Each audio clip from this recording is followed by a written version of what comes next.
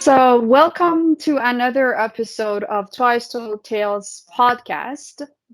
Today, we're going to talk to Fatemeh, who is from Iran. She was born and raised in Iran to an Iranian mother and Kenyan father. We are going to hear a very interesting story that I personally am looking forward to. But I'm going to let Fatemeh start by introducing herself. Fatemeh, can you please tell me about yourself, what you do right now, and where you live? Hello, I'm Fatemeh, and I'm from Iran. I was born and brought up in Iran. Um, and now I'm the head of an NGO called Color of Life. And we work for the children of war. And that's it. Okay, and what do you, or which countries, or which nationalities are you mainly concerned with at your NGO? Uh, you know, um, our activities are in about 15 countries in the Middle East and African countries. And also we had a short time program in South America, Nice. Colombia. In South America, in Colombia. Yes. Interesting. And What exact? the NGO is based out of Iran, or where is it based out of? Yes, it's an Iranian NGO. Oh, that is Yes. really interesting. We support the children of war, and the children that have bad situations to study, and we have some different different ways of supporting them to continue their study, and and as I know, now we have more than 1,000 children around the world in 15 countries. 1,000. Yes. Interesting. Do you also work with children of Palestine? Yes, Palestine, Syria, Yemen, um, uh, also Afghanistan, Lebanon, in eastern part of Asia, in Bangladesh. I mean the refugee children of Myanmar, and also Interesting. yes, and African countries in Chad, um, uh, in Senegal, Cameroon, Kenya, Mali. I think I've left some countries, but it's like that. Yeah, And so, that's how does a new country get involved? Like, do you have a country representative in the country, or do you work directly with the families of the children, or how do you do that? Yes. In all these countries, we have some friends that they follow up our programs, and any countries that we have these friends that can follow up the program, we start the projects. So they are like volunteer country representatives. Yeah, sure. Okay. Oh, that's a good way to organize. Thank you so much. yeah, So that's very who interesting. started this organization? How did it get started? Um, it was about 5 years ago that we started the project that is called Tabassum to support these children. And my friends and I, we, before that, we just work. We are we had some peace activities, but after since 5 years ago, we try to focus on children issues, the children of war, because we believe that if we can help them, we can help the world to have more peace and justice. And are And you more concerned with educating these children, or are there other like activities that you have? Because you I mentioned don't understand. education. Excuse me, I didn't hear you. Well, I ask, are you working more with educating these children, or are there other activities? Yes, Because you yes, mentioned yes, education. yes. You Mm. know, Like, unfortunately, in some countries, when we wanna have any educating program, before that we have to feed these children, because they live in a very low situation, very bad situation. But our focus is in educating the children.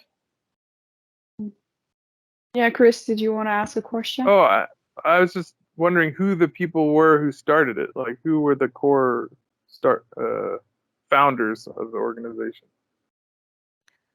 and when did it get started? I think it was Please louder. Fatemeh and your friend.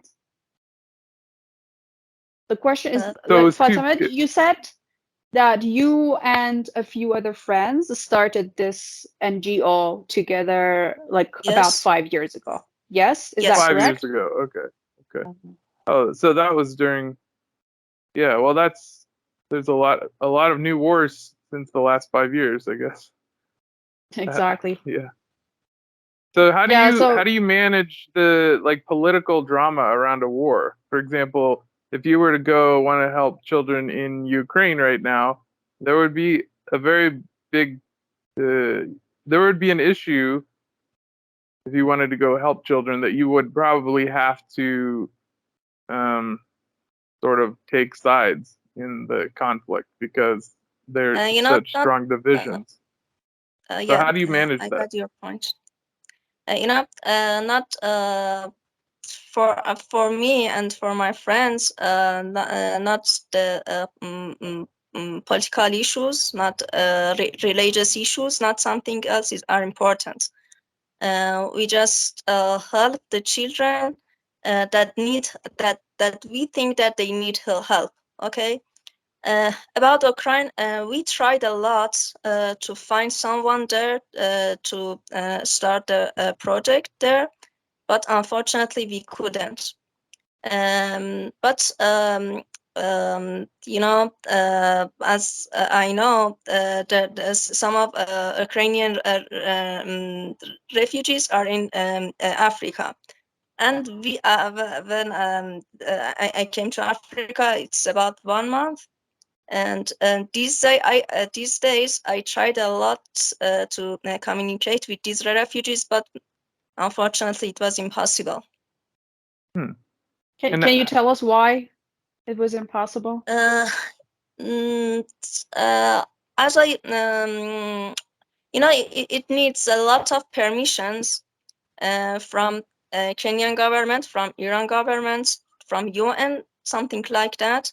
And I couldn't have all these permissions, unfortunately.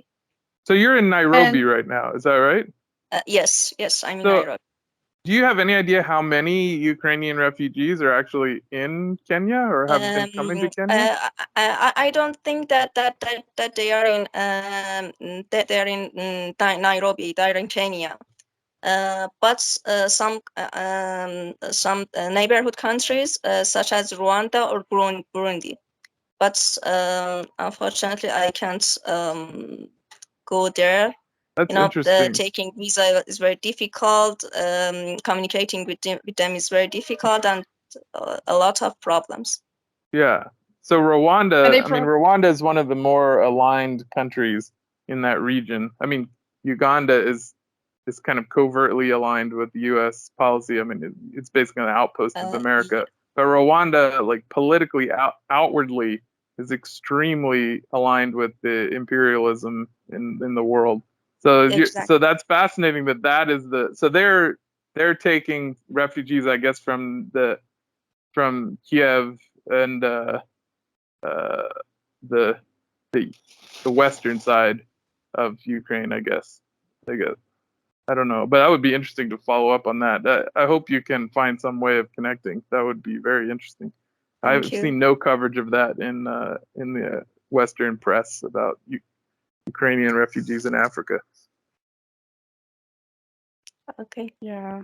How do you make sure, like, if you connect with a group in, let's say, Lebanon or a country that's the conflict is pretty well established, how do you make sure that your donations get to the families that you want them to? Because that's a big problem with NGOs. It is more than 10 years that we work in international issues, especially in the Middle East. Because of that, we have a lot of friends that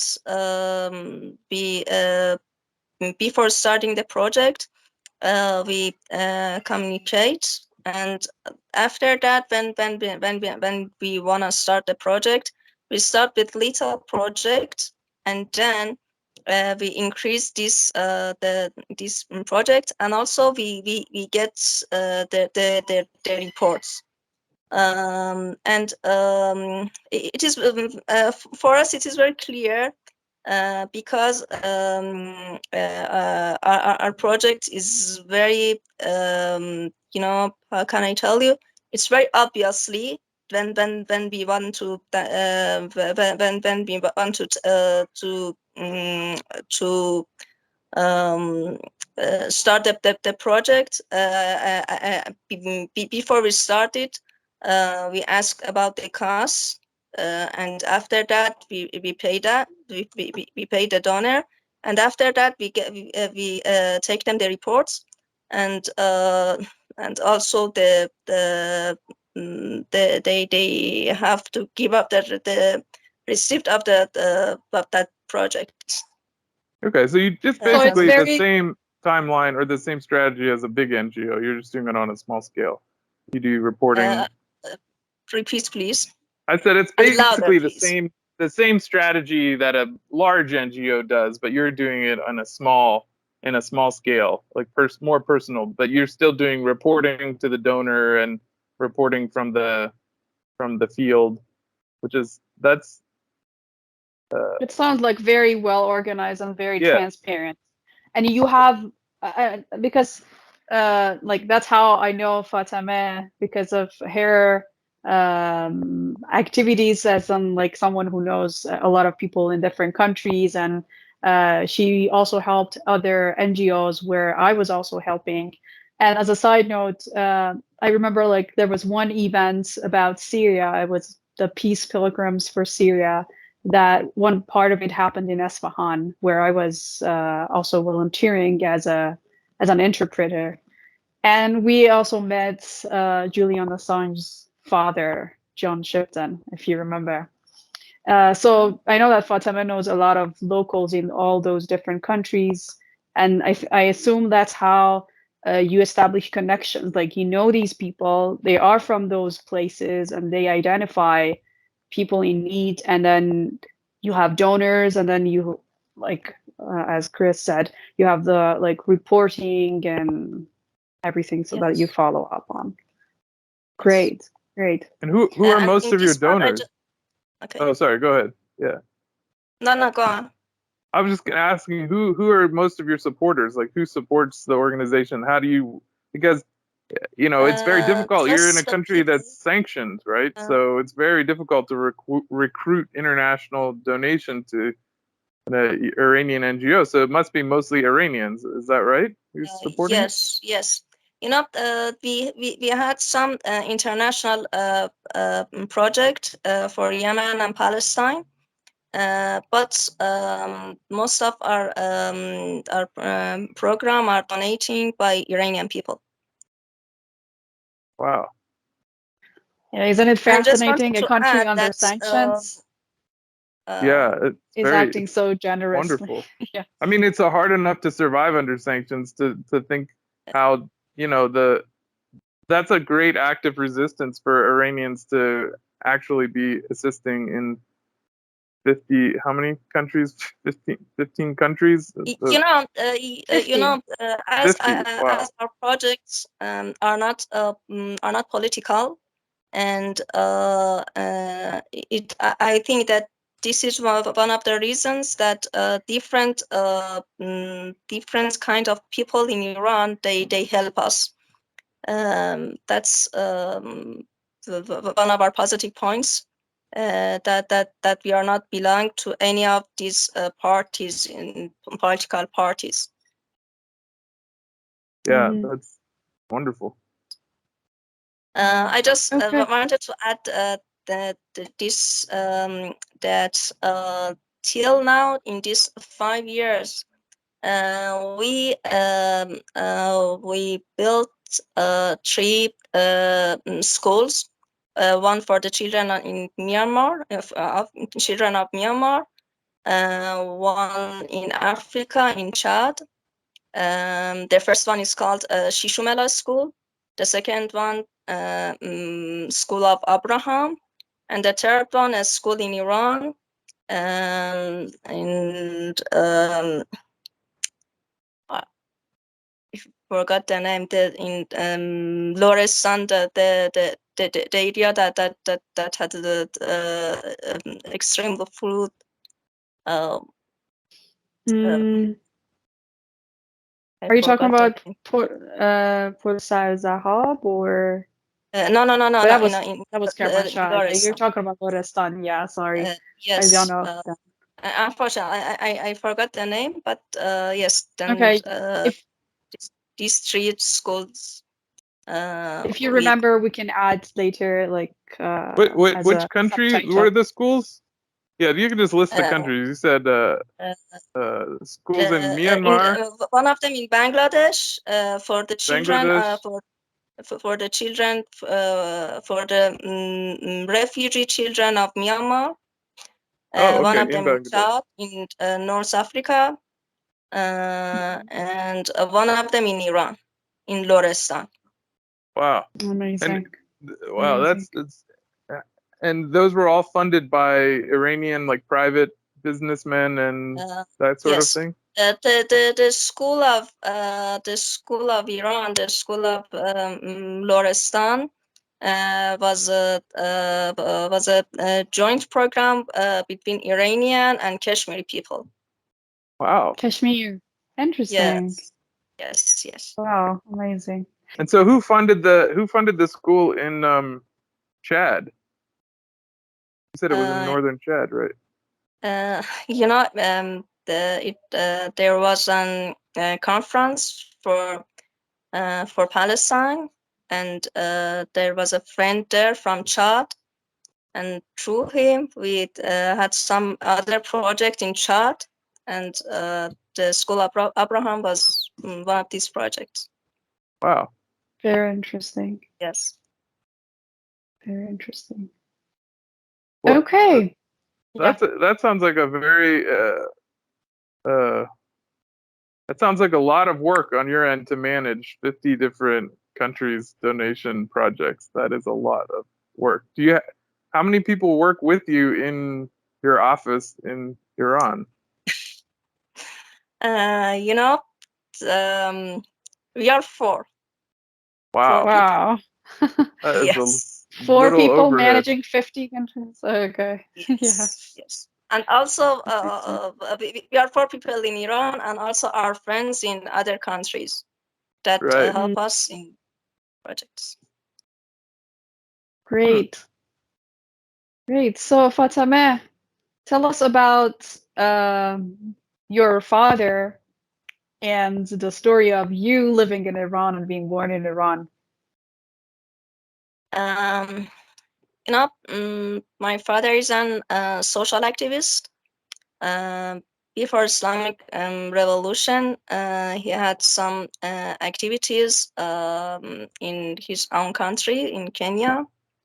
and because of that, he had to leave Kenya, and he went to Europe. He was studying there in France and Switzerland.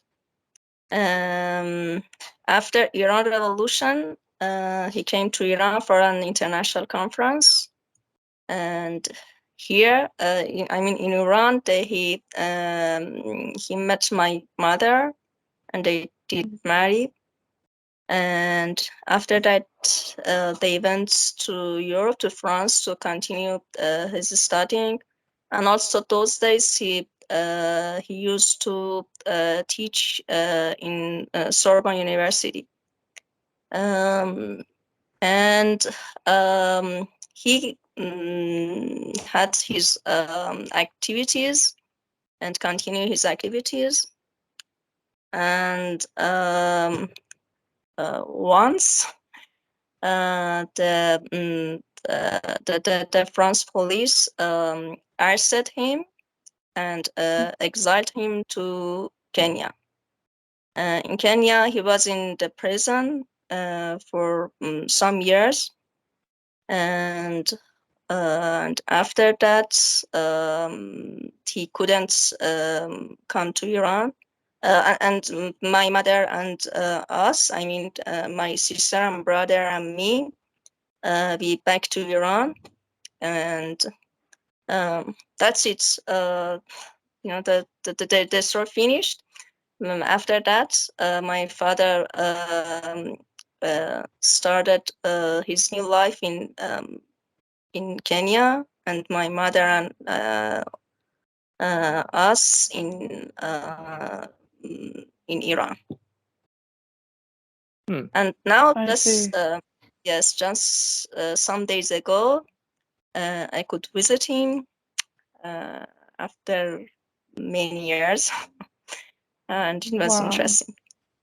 Yes. Wow. Wow. How did you feel? How long hadn't you seen your father? It was about 10 years ago that for another conference, my father was invited to Iran, and I met him there. I think for two days, but 2 or 3 days. But after that, we didn't meet each other, and we didn't know anything. We didn't have any information about each other.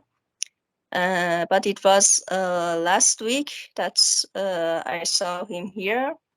In a city called Malindi. It was very nice. I was surprised. Wow. It must have felt great. Yes. After so many years. So can you tell us, again, this is like up to you, if you can't, it's okay, but can you tell us why, what did the French police tell him about his exile into Kenya? My father was arrested, and the police, after arresting him, the police said, we didn't find any documents to arrest you. But and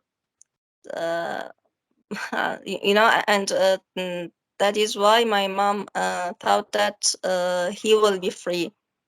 Right. But just one day, he called my mother, and he said, I'm the airport, and I don't know where to go.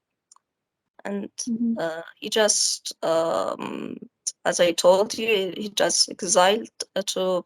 He was exiled to Kenya.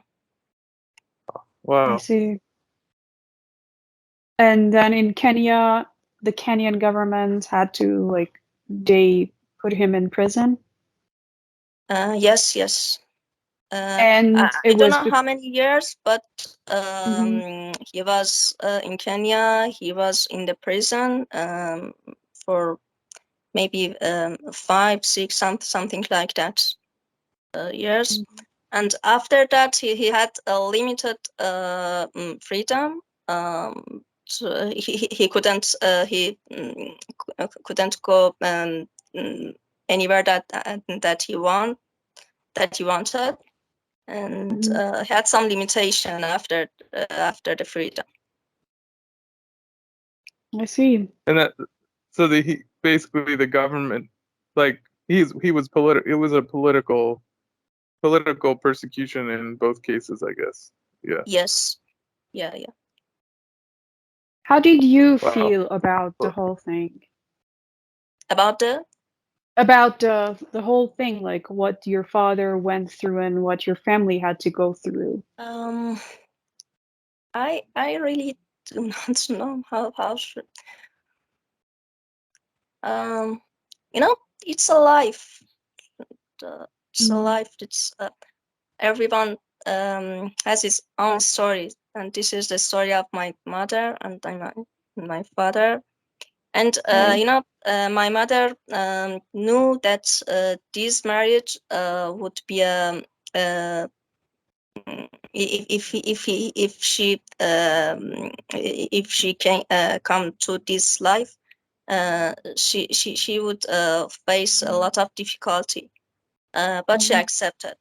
And this for me, this is very um, no um, shows the power of my mother, power of love of my mother. And Right. it seems that it seems that all the difficulties is for my father, but Right. I know that my mother um, never had mm, better situations than my father. I see. Yeah, of course. I mean, that's not easy, like being separated because of political persecution, which is nobody else's fault. Yeah. How did your father feel about meeting you after so many years? Um, um,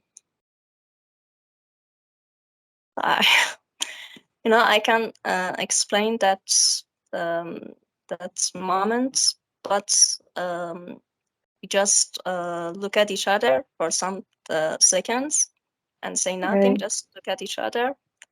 Um, and after that, the big hug. Um, that was, my father Mhm. could cry, but I couldn't. uh, uh, yeah. Yeah, that's a Wow. very intense moment. And did you like communicate with him when you got to Kenya and said let's meet on this day or whatever, or did you happen to find him by like how did you how did you arrange to meet? Had you been calling and communicating with him for a number of years, or was this sort of a did you come to Kenya to look for him No, or no. Yeah, just with some cousins, but not all of them. We had communication in WhatsApp, but in these days, I saw. I think all of my family. That is a big family, very big family, and we went to my father's city, uh, the city that he was born and brought up. It is called Lamo. It's an island. oh It's a oh very okay beautiful island and very beautiful people. And yeah uh, you know, we just and anywhere that I go, that I went, um, they say, oh, this is your auntie, this is your uncle, this is your auntie again, auntie. Everyone is oh wow family. Yes, it Interesting. was very nice. Um, for me, it was very nice because I didn't know that my family do they like us, do they know us or not or no. But it was very nice because they are all very friendly and very kind. Beautiful. yeah Beautiful. that's a really nice the coast there in Kenya is some of the most beautiful coastline in the world. Yes, yes, yes. Sorry, I really one invite second. you I to have. come and see Lamo and visit Lamo. I And should. also the other Chris has cities. been there, right? Chris has been I haven't there. been. I haven't been to that exact spot, but I've been to Kenya. Yeah, I've always wanted to go explore the coastline. It's gorgeous. It's really beautiful. Should sometime.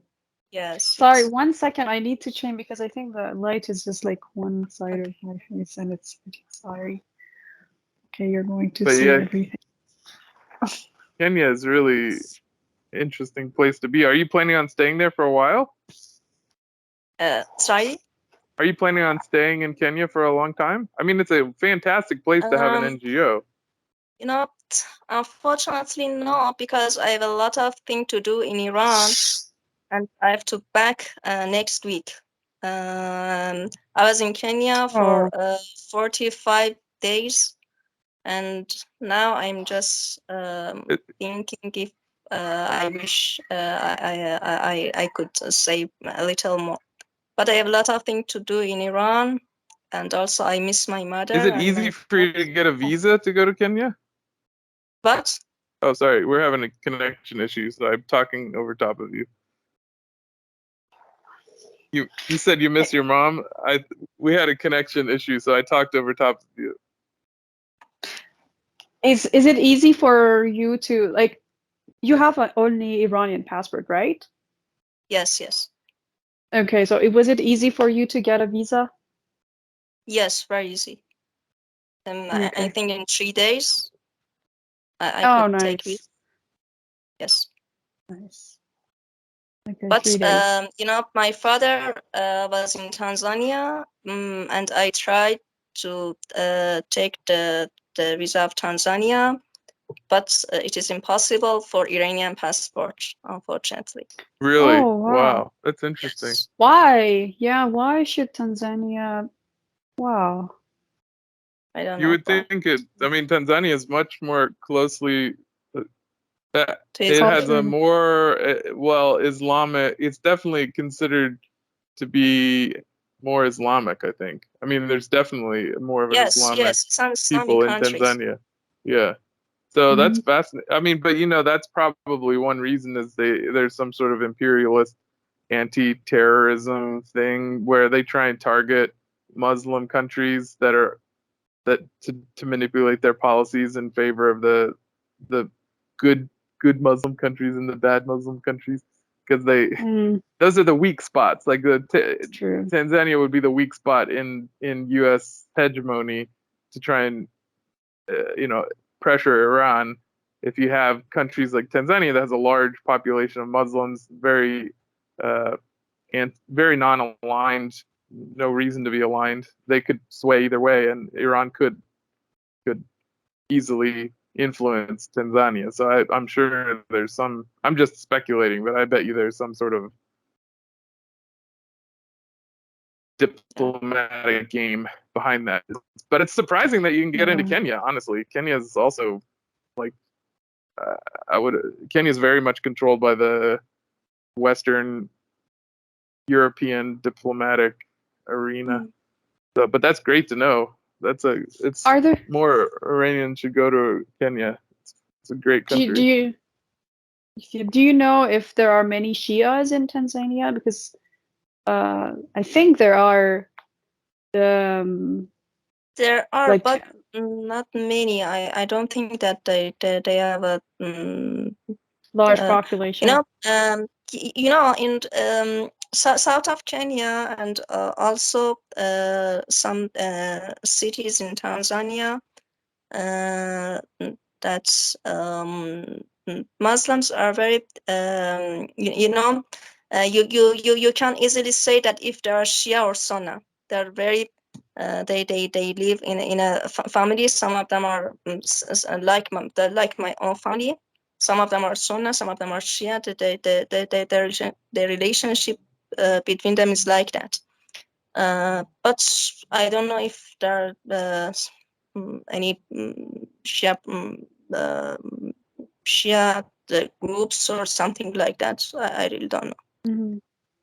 There are But also in there's a Kenya. there's a lot of Shia came over with the South Asian like Exactly. British South Asian migrant worker / slavery kind of situation they had going there for a while, where the British would import people from their other colonies to work there. So you have, they call them Muindi, which is like the Bantu way of tribalizing a people. You put an M in front of it, so they're like the Muindian tribe. That's what they call them in the language of East Africa. So the Muindis are everywhere, and a lot of Muindis are of different different Islamic traditions, but they're also Hindus, and there's also there's representatives I've seen from all the South Asian religions, even Jain. I met Jain. Jainism is a very small, relatively small sect, so that I think you get sort of the cross section of South Asian faiths in East Africa, which most people don't understand. But it's not like you would come to. Normally, it's not like Africans who've been there for 6 generations who are. It's not people who you would ethnically classify as an African. Just looking at them, it's people who are ethnically tied to a South Asian heritage. They're definitely politically they are citizens, and they've been there for a very long time, and they were often brought there against their will. So it's not like these are foreign people, but they're culturally often slightly segregated. So that's how I would explain it to people who are listening and don't understand East Africa. Is like you have groups there that are just like in Western countries, you have people who come from all over the world, and so the Shia-Sunni divide is probably along ethnic lines as well. Would you say that's true in Kenya or Tanzania? Like the Shia you find there, what ethnic background do you think they trace themselves to? Like what part of Asia are they from? Shia Indians, you mean? The Shia people that you find in Tanzania or Kenya who are living. As I saw, there are some the Shia are some of them from Kuwait, and some of them are Khoja, and from India, I mean, and also these two big groups, but there are in the big cities, especially in Nairobi. There are some Iranian students that they studied in Iran, in Qom, and now they are now in Nairobi, and they have their own activities. Wow. Yeah, I think there are also many Khojas in Tanzania. That's why I was asking. Yes, I personally know that there are Khojas Khojas are like mostly Shias, and they have Indian backgrounds and Tanzanian backgrounds. Yes. So that's yeah. And what part of is India do they come from? It's a huge I don't know. country. Oh, okay. That would be interesting to know if it's geographically centered in India. Because they have a mixed background. It's not that they are only, I mean, like they have Indian, some even I think some parts of Iran, and then Tanzanian backgrounds. It's not like that they come from one particular place in India. I mean, they certainly do, but it's a mixed culture. It's not only Indian. Right. Okay. Yes, George, when in these days, I've heard some interesting stories that, for example, some Baluchi people from Iran, from, for example, Nikshar or from Sarbaz, they came here about, I think, about 400 years ago. That there was because of the Portuguese colonialism, they came here to help the people in Mombasa in South Africa to stand against Portuguese. And also that there are some stories about Shirazi people that they had a relationship maybe from 800 years ago, or some of them said no, 500 years ago. And in this area that there was a lot of relationship between Arabic countries and India and Iran and this part of Africa. And as you know, the first place that that the Muslims went by the leadership of Jafar ibn Abi Talib was here in Ethiopia. It's the neighbor of Kenya.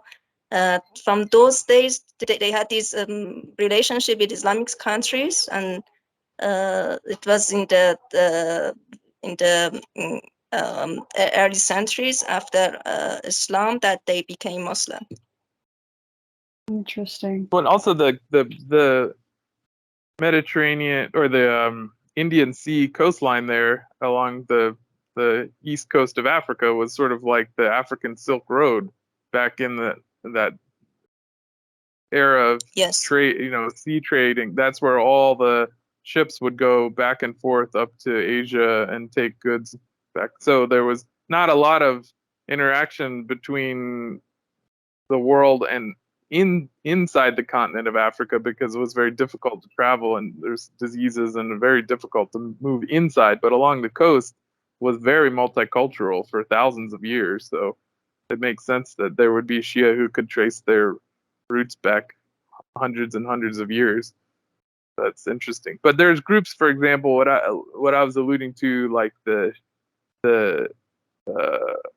Sikh community. They come from a very kind of localized area in India, usually on the Pakistani border, and you'll find them in India, but they didn't come back that far. They came very recently. So there's religious mixing in East Africa that comes from all over. I'm wondering if there's any like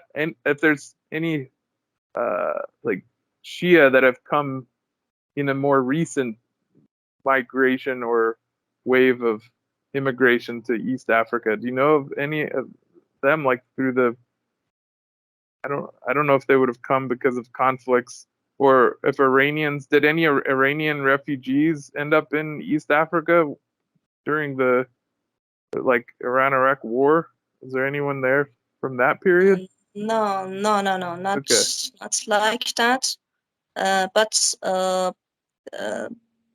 as I told you, they had a relationship in different cases. For example, there was a house in Lamo. There was an area in Lamo that is called Bandar Abbas, and Bandar Abbas is the name of the city in Iran. And when I asked them about their story, they said that there was a man called Abbas, and some of them said that he was Iranian. The other said he was Arab. And he went to Lamo. Those days, the people in Lamo had problem in food, and he learned them how to fish, how fishing in better way. So I want to say that they had this relationship. And also about building the house, there's some of Iranian, or I think that they were from south of Iran, for example, Bushehr or Bandar Abbas or something like that, that they export mangrove to the Lamo or something like that. They had this relationship from many years ago.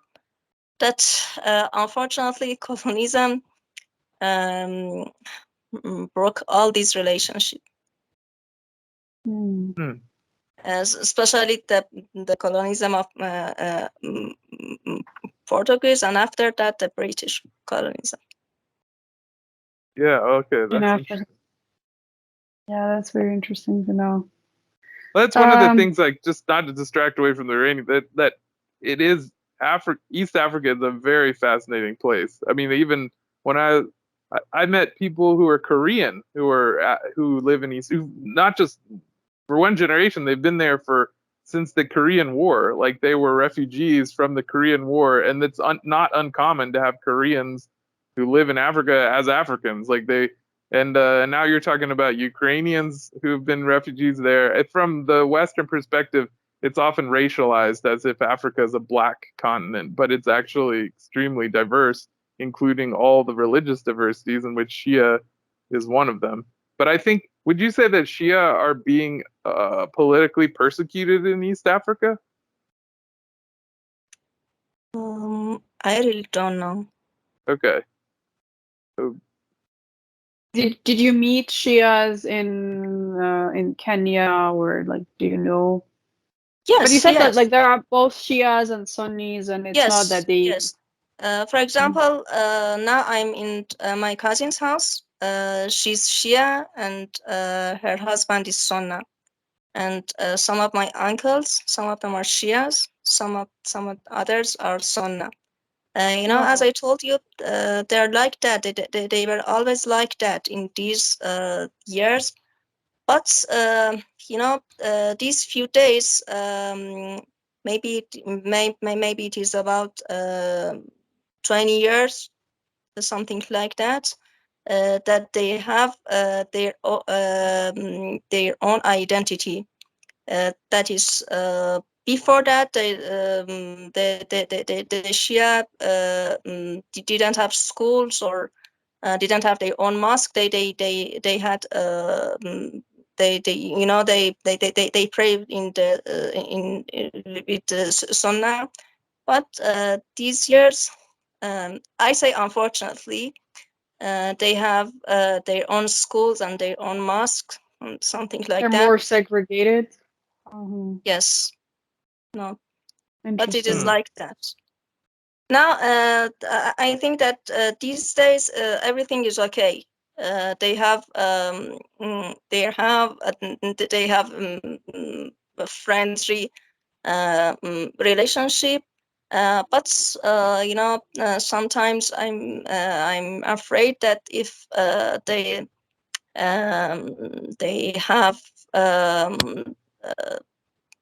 they have some some problems, because in every place that Shia and Sunni live together, some Saudi people or some British people, they always have different ways, different program to make this the relationship between them. Yeah. Yeah, there's But always nowadays everything is conspiracy okay. too. Okay, we hope it continues to be okay, and people are vigilant enough not to fall for those conspiracies and plots, because it's probably easy to fall for them if you feel you're pursuing your religious passions, but there's a very thin line between passion and then sectarianism, like that. So it's you have to be so you have to be very careful about that. Yeah. Well, that's one of the As the imperialist last- tricks, is they're always dividing and conquering whatever could be a potential political movement against them. So, like, Islam is a huge number I of don't people hear in the you. world. Excuse me. I was just saying, like, it's an imperialist. It's an old I don't have imperialist. your voice. Oh, you can't hear me? I Can you can hear you. Okay. I can hear you, but do you hear me, Fatemeh? Yes, I hear you, Satara. But you don't hear me? No. All right. Okay. Well, we could I can try it again. Etc. Would you please talk again? Maybe if I. I don't know if I can hear you Yeah, or sure. not. Yes, I can hear you. Do you hear me Okay. now? Yes, yes, Okay. yes. Chris, talk. Can you hear me? Okay. Can you hear me? No. I don't hear Chris, All unfortunately. right. Wow, that's very Well, strange because I this can might hear him. unplug Let this. There me is some check. floods there. Me now. I don't know what's the problem. Oh, Interesting. Did you okay. Yeah, that's very strange because I can hear you. Wow. I was just I muted. can hear Chris. Oh, you can? You said wow, Okay, yes? great. Okay. Okay. Yeah, I Wow. can hear you. Okay. I don't know what happened, but anyway, I was just saying I I'm was just sorry, gonna I'm sorry, follow I'm up. sorry. I think I had the problem. Okay. I was just gonna follow up and say that it's like a old imperialist or tactic that went back to the Romans. You know, they're I think it's just kind of like a law of physics that if you want to maintain power, you have to divide and conquer your enemies, and it's a lot easier to do that than to fight them directly. And Muslims represent a huge portion of the global population, and if they are unified around some political uh, project, they pose a threat to the other imperial goals. So this Sunni Shia divide, I'm honestly surprised there aren't more divisions in Islam, because it seems like religions can be easily divided. So, but there's been that. I guess the U.S. war in Iraq really is the point where that division really took firm root, with the CIA, operations to have Sunnis bomb Shias and Shia bomb Sunnis, and since then it's been kind of uh, driven home by the persecution of Iran under sanctions, by mostly Israeli-driven policy. But it's good to know that the Shia in East Africa are, for the most part, being left to their own um, devices. That's good to know. Because Yeah, East but the Africa thing is, has been in a position in the war on terror, which I think has basically wound down. Was in a position where they were trying to accomplish things through bombings and that sort of stuff. That happened quite a bit in Uganda. yeah, but the thing is like I think if like religious scholars as well as people are like ordinary people are vigilant and they're aware of the plots. I mean, that's like it's very important. I think in the case of Saddam's war on Iran, I don't think people saw it as a Sunni Shia conflict at all. It was more about Arab nationalism that Saddam was promoting, and because the victims in Iran were both, Shias and Sunnis, uh, and Iranians did not see Saddam as a Muslim, whether Sunni or Shia, attacking them at all. So because he wasn't using, probably because like one part was he wasn't using religion as a pretext. He was using nationalism, Arab nationalism mostly. I know couples So who were Shia. One of the, the husband was Shia and the wife was Sunni in Iraq, and they lived happily until after the U.S. occupation, and then the Shia and Sunni were driven into this sectarian psychosis, and the yeah, marriage fell apart in a very violent way, and uh-huh. that's because of this kind of mind game that's played upon to try and divide groups. So I think that's one of the things that it should be, especially in Iranian, like, sort of political discourse, this like open dialogue of these kind of tricks that they play, because that's what they're going to do. Obviously, if it's needed, they're going to try and create hatred, where there's no need for hatred in these things. Yeah, But that's true. yeah, I think like Fatemeh should talk about this, but I totally. personally think that the Iranian supreme leader has like a very strict red lines on those things. Like he calls haram anything that would potentially cause any division between Sunnis and Shias. But unfortunately, there are voices in Iran who, out of religious passion and fanaticism, fuel the fire of like this sectarian conflicts, unfortunately. So, but I think yeah, the majority probably don't really care about Shias and Sunnis. It's just they consider themselves Muslim. But I want to ask Fatemeh how she feels about it, because I know that you have also worked, or your NGO has worked in Yes. like majority Sunni areas in Iran. Yeah, sure. And also in the countries that we have activities, the children that we support, most of them are Sunnah. We never ask them if you're Sunnah or Shia or if you're Muslim or non-Muslim. But the countries, most of them are Sunnahs. In Palestine, in Syria, in Eastern, in the country in north of Africa, most of them are Sunnah. And as you said, the leader said, anything that you say and just hurts the Sunnah, just hurt them, it's haram. No, it's Exactly. it's very, very clear, this sentence. Um, I don't know what to say, what to add, because I think that you said everything about this issue. But as I know that this we all are Sunnah, Shia, and Christian, and any other groups.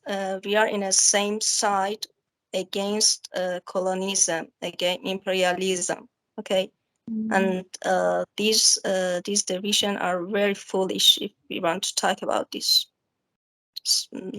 foolish matters. That's Yeah, very true. I couldn't agree more.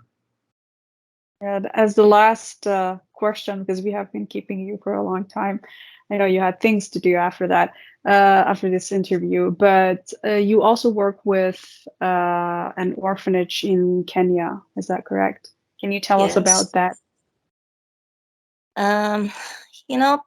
It was about 2 years ago that an orphanage from Kenya, we got familiar with this orphanage through one of our friends who was in Kenya those days. And we started supporting them. This orphanage is called Mama Clara's Orphanage.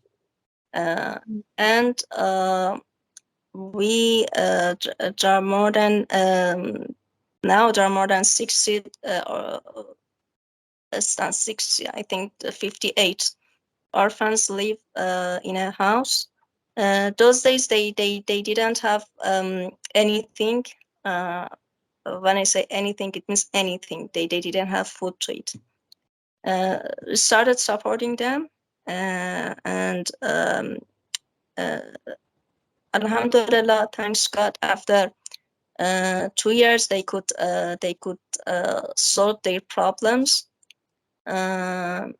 People helped them very much. It was very interesting for me that Iranian people helped some orphans in Africa that they are not even Muslims. And nowadays I came here to just to solve some other issues that they face, and that's it. That it was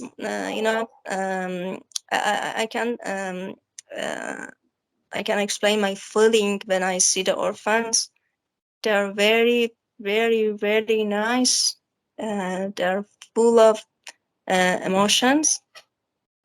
And I really believe that it's a part of paradise.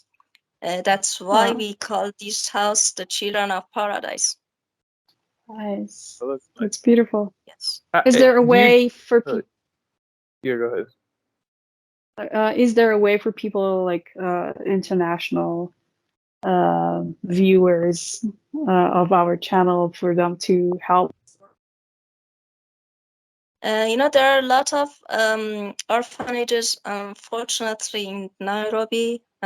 Today, I just walk around and went to other orphanages, and they have the same situation. But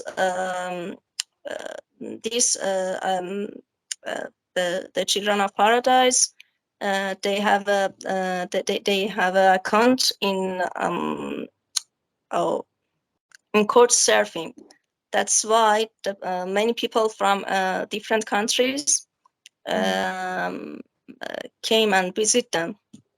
Today I went to, I just searched in Google and I find more than, I think about 30 orphanages in Nairobi, and I just went to some of them. That's innocent children. They live in a bad situation, unfortunately. Muslim, Christians, like that.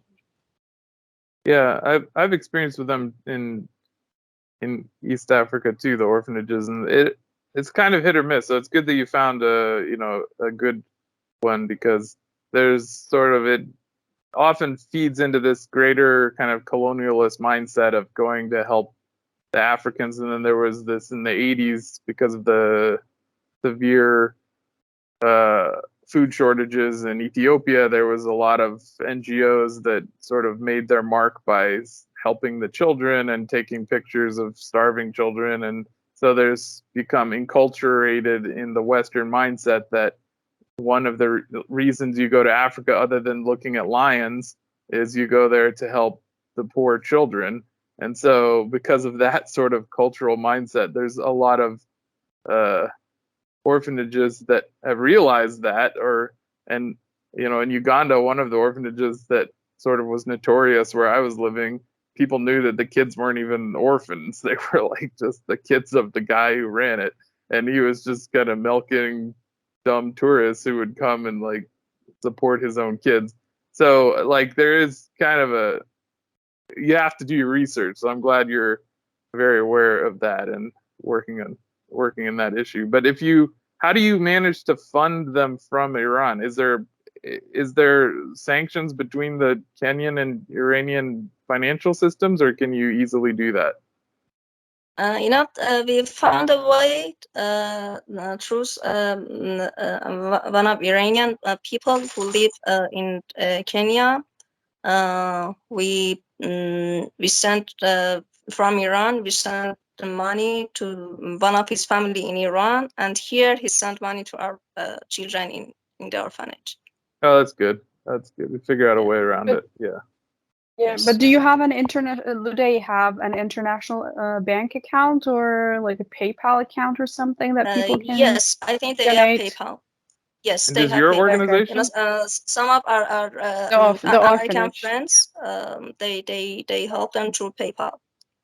But is there a way to support your organization if for international? Do you have an international bank account in some other country, like for your organization, like the For your NGO. Excuse me, for repeat your again? NGO? Is there a way to donate internationally? Like, have you opened a bank account in a Not country? yet. Unfortunately, we couldn't do that. But That in would each country that we have the activities, we found a way to transferring money. Oh, that's Different good. ways from to transferring money. Yemen, Palestine, these countries seems impossible, but we found a way. Oh, that's Great. excellent. That's what it takes. Some creativity. Mhm. Yeah, great. Okay, so Chris, do you have any questions? No, that's Or great. should we I'm wrap it glad up? we were able to connect with you, and hopefully we'll put your organization's information in the description, and hopefully we can help get some more people aware of what you're doing. I really respect the work you're doing. It's hard work. A lot of people don't appreciate the amount of effort it takes to do the administrative side of that, especially when you're trying to do it with a small number of people and a small budget. It's really, really difficult. So good job. Yeah, good job. Yeah, that's kind of you. But I think that if Tabassum, the Tabassum project, improved me that if you want, you can. It was especially with good friends. Even if there are not a lot, you can do anything. Well, I Yeah, think by helping like children of war in other countries coming from Iran, a country under severe sanctions, you are actually proving that you can if you want. And then, yeah, I mean, it's amazing, I think. Okay, Fatemeh, thank you so much, and I really enjoyed the Thank you. conversation. Oh, And me thanks too. everyone for tuning into another episode of Twice Told Tales. Don't forget to subscribe to our channel and to our podcast on different platforms that you can find available in the descriptions.